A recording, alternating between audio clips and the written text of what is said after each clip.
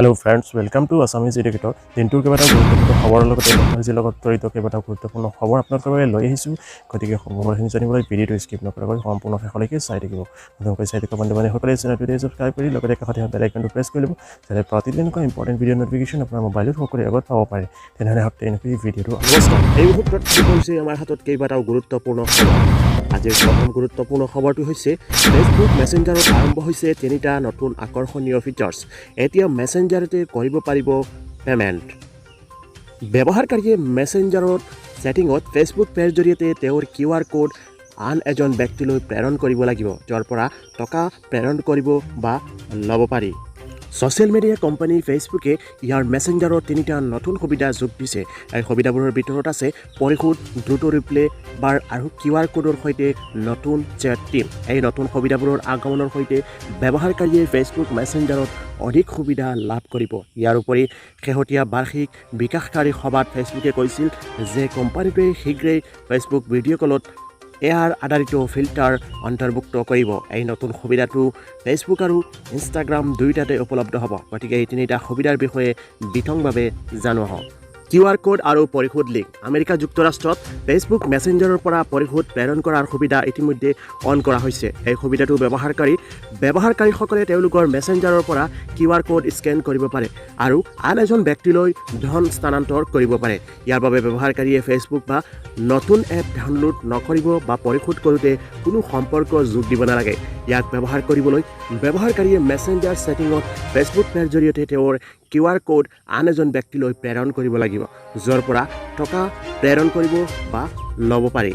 Quick reply বাৰ। মেছেঞ্জাৰৰ এই সুবিধা ব্যৱহাৰ কৰি ব্যৱহাৰকাৰীসকলে তেওঁলোকৰ ছেটলৈ প্ৰেৰণ কৰা ফটো বা ভিডিঅ'বোৰ দ্ৰুততাৰে সলনি কৰিব পাৰে। ইয়াৰ বাবে ব্যৱহাৰকাৰীয়ে ফটো বা ভিডিঅ'ত টেপ কৰিব লাগিব, য'ত কুইক ৰিপ্লাই উইণ্ড' খোল খাব। নতুন চেট টিম। ফেচবুকে মেছেঞ্জাৰ আৰু ইনষ্টাগ্ৰামত নতুন চেট টিম অন্তৰ্ভুক্ত কৰিছে। এই নতুন টিমবোৰৰ ভিতৰত আছে অলিভিয়াৰ নতুন এলবাম, চাবাৰ বিশ্ব মহাসাগৰৰ দিন আৰু F9 চেট টিম। এই টিমবোৰ ব্যৱহাৰ কৰিবলৈ ব্যৱহাৰকাৰীয়ে চেট ছেটিঙলৈ যাব লাগিব আৰু প্ৰিয় টিমত টেপ কৰিব লাগিব। যদিহে আপুনি 7 মে'ৰ পূৰ্বে কোভেক্সিনৰ প্ৰথম পালি লৈছিল, তেন্তে কেতিয়া ক'ত ল'ব পাৰিব দ্বিতীয় পালি। যদিহে আপুনি 7 মে'ৰ পূৰ্বে কোভেক্সিনৰ ফাৰ্ষ্ট ড'জ লৈছিল, তেন্তে আপুনি দ্বিতীয় ড'জ সেই একে চেণ্টাৰতে ল'ব পাৰিব 12, 13 আৰু 14 জুনত। কোভেক্সিন ভেকচিন সন্দৰ্ভত আহিছে গুৰুত্বপূৰ্ণ খবৰ। যদিহে আপুনি 7 মে'ৰ পূৰ্বে কোভেক্সিনৰ ফাৰ্ষ্ট ড'জ লৈছিল, তেন্তে আপুনি ছেকেণ্ড ড'জ সেই একেটা চেণ্টাৰতে ল'ব পাৰিব 12, 13 আৰু 14 জুনত। অসমত 18 পৰা 14 বছৰ বয়সৰ লোকসকলৰ ক্ষেত্ৰত এয়া প্ৰযোজ্য হ'ব। ইয়াৰ বাবে আপুনি গৈ আপোনাৰ ভেকচিন চেণ্টাৰত যোগাযোগ কৰিব লাগিব। ইয়াত কোনো ধৰণৰ অনলাইন ৰেজিষ্ট্ৰেশ্যনৰ প্ৰয়োজন নাই। মাইক্ৰ'ফাইনেন্সৰ লোন কোনে কোনে পাব ৰেহাই। মাইক্ৰ'ফাইনেন্স কমিটিৰ অধ্যক্ষ কৰিলে গুৰুত্বপূৰ্ণ ঘোষণা। প্ৰায় 26 লাখ মহিলাই মাইক্ৰ'ফাইনেন্সৰ পৰা প্ৰায় 12,500 কোটি টকা ঋণ লৈছে। 33টা মাইক্ৰ'ফাইনেন্স প্ৰতিষ্ঠান, 3টা বেংক আৰু 4টা ক্ষুদ্ৰ বেংকক ধৰি মুঠ 40জন লেণ্ডাৰে এই বিশাল পৰিমাণৰ ঋণ দিছে। মাইক্ৰ'ফাইনেন্স ঋণ ৰেহাই কমিটিৰ অধ্যক্ষ অশোক চিংগালে আজি এক সংবাদমেলত কৰা মন্তব্যৰ পিছতে কোনে কোনে মাইক্ৰ'ফাইনেন্সৰ ঋণ ৰেহাই পাব তাৰ এক ইংগিত পোৱা গৈছে। এইমতে গ্ৰাম্য পৰিয়ালৰ যিসকলৰ বছৰি উপাৰ্জন 1 লাখতকৈ কম, তেওঁলোককহে মাইক্ৰ'ফাইনেন্স কোম্পানীয়ে ঋণ দিব পাৰে। অশোক সিংগালে কয় যে যি পৰিয়ালৰ বছৰীয়া 1 লাখৰ ওপৰত, তেওঁলোকে মুখ্যমন্ত্ৰীয়ে গঠন কৰা কমিটিৰ আওতাত নপৰিব। গতিকে বছৰি 1 লাখতকৈ কম আয়ৰ লোকে যদি মাইক্ৰ'ফাইনেন্সৰ ঋণ লৈছে, তেওঁ ৰেহাই পাব। 31 ডিচেম্বৰ 2020ৰ আগত ঋণ লোৱাসকলেহে মুখ্যমন্ত্ৰীয়ে গঠন কৰা মাইক্ৰ'ফাইনেন্স ঋণ ৰেহাই কমিটিৰ আওতাত আহিব। যদি কোনো লোকৰ ঋণ NPA হৈ গৈছে, তেন্তে এই ঋণ ৰেহাই কমিটিৰ আওতাত নপৰিব। কৰ দিয়া লোক, 4চকীয়া বাহন থকাসকল মাইক্ৰ'ফাইনেন্স ঋণ ৰেহাই কমিটিৰ আওতাত বাহিৰত। এই চৰ্তসমূহৰ গণ্ডিৰ ভিতৰত পৰা ঋণ লোৱা লোকসকলে ঋণ ৰেহাই পোৱাৰ সম্ভাৱনা আছে। আনহাতে যিসমূহ মাইক্ৰ'ফাইনেন্স কোম্পানীয়ে বেড লোন দিছিল, সেই লোন লোৱা লোকৰো ঋণ ৰেহাইৰ সম্ভাৱনা আছে, যদিও এই পৰ্যন্ত কোনো সিদ্ধান্ত হোৱা নাই। কমিটিয়ে কয় যে ৰিজাৰ্ভ বেংক অৱ ইণ্ডিয়াৰ নিয়ম উলংঘা কৰি যিসমূহ ঋণ দিয়া হৈছে, সেই সমস্ত বেড লোনৰ দায়িত্ব নিৰ্দিষ্ট কোম্পানীটোৱে ল'ব লাগিব। এনে ক্ষেত্ৰত প্ৰত্যক্ষভাৱে নহ'লেও পৰোক্ষভাৱে বেড লোন লাভ কৰা সকলে ঋণ ৰেহাই পোৱাৰ ক্ষীণ আশা আছে। অশোক সিংগালে কয় যে ঋণ দিয়া লোৱা প্ৰক্ৰিয়াটো RBI নিয়ম মতে হোৱা হ'লে কটাই নাছিল। যেতিয়াই নিয়ম অমান্য হ'ব তাত চৰকাৰে হস্তক্ষেপ কৰিবলৈ বাধ্য। প্ৰায় 26 লাখ মহিলাই মাইক্ৰ'ফাইনেন্সৰ পৰা প্ৰায় 12,500 কোটি টকা ঋণ লৈছে। 33টা মাইক্ৰ'ফাইনেন্স প্ৰতিষ্ঠান, 3টা বেংক আৰু 4টা ক্ষুদ্ৰ বেংকক ধৰি মুঠ 40জন লেণ্ডাৰে এই বিশাল পৰিমাণৰ ঋণ দিছে। সোনকালে কয় যে প্ৰতিষ্ঠানবোৰে মানিলেহে ঋণ ৰেহাইৰ ক্ষেত্ৰত চূড়ান্ত সিদ্ধান্তত উপনীত হ'ব পৰা যাব। দুখীয়া পৰিয়ালক সহায় কৰাৰ বাবে চৰকাৰে আছাম মাইক্ৰ'ফাইনেন্স এক্ট আনিছিল। নিৰ্বাচনী প্ৰতিশ্ৰুতি মতে প্ৰথম কেবিনেটতে এই সন্দৰ্ভত কমিটিও গঠন কৰি দিছিল, যাতে ঋণ লৈ পৰিশোধ কৰিব নোৱাৰা দৰিদ্ৰ লোকসকলক আত্মসন্মানসহ জীয়াই থাকিব পাৰে। মাইক্ৰ'ফাইনেন্স ঋণ ৰেহাই কমিটিৰ অধ্যক্ষ অশোক সিংঘালে আজি কৰা ঘোষণাৰ পাছত মাইক্ৰ'ফাইনেন্সৰ ঋণ লৈ পিষ্ট হোৱা অসমৰ লাখ লাখ পৰিয়ালে অচিৰেই সকাহ পাব বুলি আশা কৰা হৈছে। কিন্তু কি কি চৰ্তত ঋণ ৰেহাই পাব সেয়া চূড়ান্ত কৰিবলৈ এতিয়াও বাকী। অদ্ভুত দাবী, কৰোনাৰ ভেকচিন লোৱাৰ পিছতে ব্যক্তিৰ দেহত চুম্বকীয় শক্তি। ইয়াত লাগি ধৰিছে চামুচ, লোহাৰ বাচন বৰ্তন। এক আশ্চৰ্যকৰ ঘটনা। এজন ব্যক্তিৰ শৰীৰত লাগি ধৰিছে চামুচ, লোহাৰ বাচন বৰ্তন। লোকজনৰ শৰীৰত দেখা দিয়া এই আচৰিত ঘটনাই সকলোকে হতবাক কৰি তুলিছে।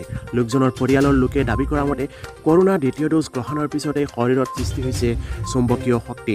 নিউজ 18ৰ ইংৰাজীৰ প্ৰতিবেদন অনুসৰি লোকজনৰ নাম অৰবিন্দ জগন্নাথ সোণাৰ। মহাৰাষ্ট্ৰৰ নাছিকৰ লোকজনৰ বয়স 71 বছৰ।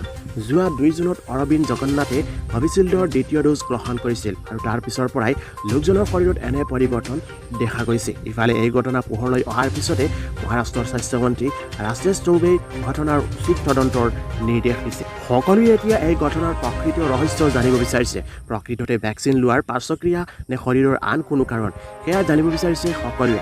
আনহাতে ঘটনাৰ প্ৰমাণ হিচাপে অৰবিন্দৰ পৰিয়ালৰ লোকে এটা ভিডিঅ' প্ৰস্তুত কৰিছে, য'ত দেখা গৈছে লোকজনৰ শৰীৰত কিদৰে কাঁহী, বাতি, প্লেট, চামুচ আদি লাগি ধৰিছে। আকৌ বাঢ়িল, ATMৰ পৰা টকা উলিওৱাৰ পূৰ্বে জানি লওক, নিৰ্ধাৰিত সীমা পাৰ কৰিলে ভৰিব লাগিব অধিক শুল্ক। ভাৰতীয় ৰিজাৰ্ভ বেংকে জাৰি কৰিছে নতুন নিৰ্দেশনা। অহা বছৰৰ পৰা কাৰ্যকৰী হ'ব এই নিয়ম। প্ৰতিমাহে 3 মাহতকৈ অধিক ATM ট্ৰেঞ্জেকশ্যন কৰিলে ভৰিব লাগিব অধিক শুল্ক। অন্যান্য লেনদেনৰ বাবেও শুল্ক বঢ়োৱাৰ অনুমতি। শীঘ্ৰে ATMৰ পৰা টকা উলিওৱাৰ নিয়ম সলনি হ'বলৈ গৈ আছে। ইয়াৰ বাবে ভাৰতীয় ৰিজাৰ্ভ বেংকে জাৰি কৰিছে নতুন নিৰ্দেশনা, যাৰ অধীনত প্ৰতিমাহে নিৰ্ধাৰণ কৰা ট্ৰেঞ্জেকশ্যনৰ সীমা পাৰ কৰিলে ভৰিব লাগিব অধিক শুল্ক। RBIয়ে লগতে অহা বছৰৰ পৰা ATMৰ জৰিয়তে নিৰ্ধাৰিত সীমাতকৈ অধিকবাৰ টকা উলিয়ালে বা অন্য লেনদেন কৰাৰ ক্ষেত্ৰত শুল্ক বঢ়োৱাৰ অনুমতি প্ৰদান কৰিছে। 2022 জানুৱাৰী মাহৰ পৰা প্ৰতিমাহে নিৰ্ধাৰিত সীমাতকৈ অধিক ট্ৰেঞ্জেকশ্যন কৰিলে 21 টকা শুল্ক ভৰিব লাগিব। গ্ৰাহকে প্ৰতিমাহে ATMৰ জৰিয়তে 5 বাৰ বিনামূলীয়া ট্ৰেঞ্জেকশ্যন কৰিব পাৰিব, কিন্তু মহানগৰত অন্য বেংকৰ ATMত 3 বাৰ আৰু সৰু চহৰত 5 বাৰ লেনদেন কৰিব পাৰিব। এইদৰে জাননী অনুসৰি 1 আগষ্টৰ পৰা 2021 পৰা প্ৰতিমাহে ইণ্টাৰচেঞ্জ 15 টকাৰ পৰা 17 টকালৈ বৃদ্ধি কৰা হৈছে। এটা মুদ্ৰা বৃদ্ধি হ'ল 138 কোটি টকাত। আপোনাৰ হাততো আছে নেকি এনেকুৱা মুদ্ৰা?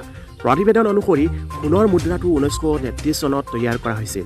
ইফালে দুয়োফালে ইগলৰ চিত্ৰ খোদিত কৰা হৈছিল। আজিকালি পুৰণি নোট মুদ্ৰাৰ প্ৰৱণতা অতি দ্ৰুতগতিত বৃদ্ধি পাইছে। ই আপোনাক ৰাতিটোৰ ভিতৰতে কোটিপতি হোৱাৰ সুযোগ দিব পাৰে। যদি আপুনি পুৰণি মুদ্ৰা সংগ্ৰহ কৰিবলৈ ভাল পায়, ই আপোনাৰ বাবে যথেষ্ট লাভজনক বুলি প্ৰমাণিত হ'ব পাৰে। আজি আমি আপোনাক এটা মুদ্ৰাৰ বিষয়ে ক'বলৈ গৈ আছোঁ, যিটো কিনিবলৈ 138 কোটি টকা বাজি লগোৱা হৈছিল। এই মুদ্ৰাটোৰ মূল্য 1400 টকা। ৰয়টাৰ এক প্ৰতিবেদন অনুসৰি মাত্ৰ $20 বা 1400 টকা মূল্যৰ মুদ্ৰা এটা আমেৰিকা যুক্তৰাষ্ট্ৰৰ নিউয়ৰ্কত নিবিদাত ইমান মূল্য হ'ব বুলি ভবাই নাছিল। সাধাৰণ সোণৰ মুদ্ৰাৰ নিবিদাৰ পৰিমাণো বৃদ্ধি পাইছিল। সোণৰ মুদ্ৰাটো 138 কোটি টকাত নিলাম কৰা হৈছিল। ৰয়টাৰৰ প্ৰতিবেদন অনুসৰি এটা বিৰল টিকটো 60 কোটি টকাত নিলাম কৰা হৈছিল। এতিয়া জানো আহক মুদ্ৰাটোৰ বিশেষত্ব কি আছিল। প্ৰতিবেদন অনুসৰি সোণৰ মুদ্ৰাটো 1933 চনত তৈয়াৰ কৰা হৈছিল। দুইফালে ইগলৰ চিত্ৰ খোদিত কৰা হৈছিল। এই মুদ্ৰাটোৰ এফালে উৰণীয়া ইগল চৰাই আৰু আনফালে আগফালৰ মূৰীয়া লিবাৰ্টিৰ আকৃতি আছে। এই মুদ্ৰাটো জোতা ডিজাইনৰ আৰু সংগ্ৰাহক ষ্টুৱাৰ্ট ৱেটছমেনে বিক্ৰী কৰিছে। অৱশ্যে কোনে এই মুদ্ৰাটো কিনিছিল আৰু কিয় তাক প্ৰকাশ কৰা নাই।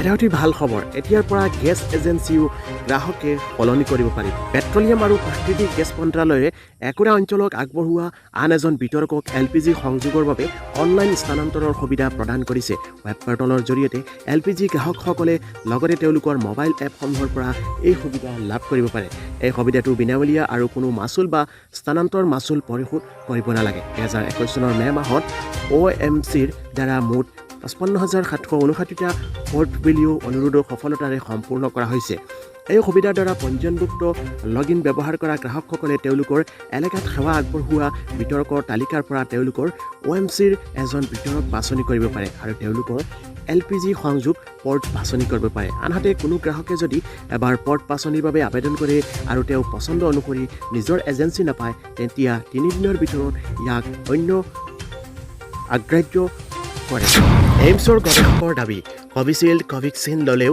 কৰোনাৰ ডেল্টা ষ্ট্ৰেইনে গঠাব পাৰে সংক্ৰমণ দেশত কৰোনাৰ দ্বিতীয়টো ঢৌৰ বাবে ডেল্টা ষ্ট্ৰেইনকে দায়ী কৰা হয় ভাৰতত এই B16172 ভেৰিয়েণ্ট প্ৰথম পোৱা গৈছিল এইমছৰ গৱেষকসকলে দাবী কৰে যে কোভিচিল্ডৰ কোভেক্সিন এটা বা দুটা ড'জ ল'লেও শৰীৰত এই ডেল্টা ষ্ট্ৰেইনে সংক্ৰমণ ঘটাব পাৰে এইমছৰ উপৰি নেশ্যনেল চেণ্টাৰ ফৰ ডিজিজ কণ্ট্ৰলৰ গৱেষকসকলেও একে দাবী কৰিছে সংস্থা দুটাই এই গৱেষণাৰ বাবে মুঠ 36জন লোকৰ নমুনা সংগ্ৰহ কৰিছিল ইয়াৰে 10জন কোভিচিল্ড আৰু 53জন কোভেক্সিনৰ ড'জ গ্ৰহণ কৰিছিল তাৰ ভিতৰত আকৌ 36জনেই ভেকচিনৰ 2টা ড'জ লৈছিল ইয়াত দেখা গৈছে যে যিসকলে 2টা ড'জ লৈছে তেওঁলোকৰ 60% আৰু এটা ড'জ নিয়াৰ পাছত 76.9%ৰ শৰীৰত ডেল্টা ষ্ট্ৰেইন পোৱা গৈছে এই পৰ্যবেক্ষণৰ বিশদতা চূড়ান্ত অধ্যয়ন কৰা হোৱা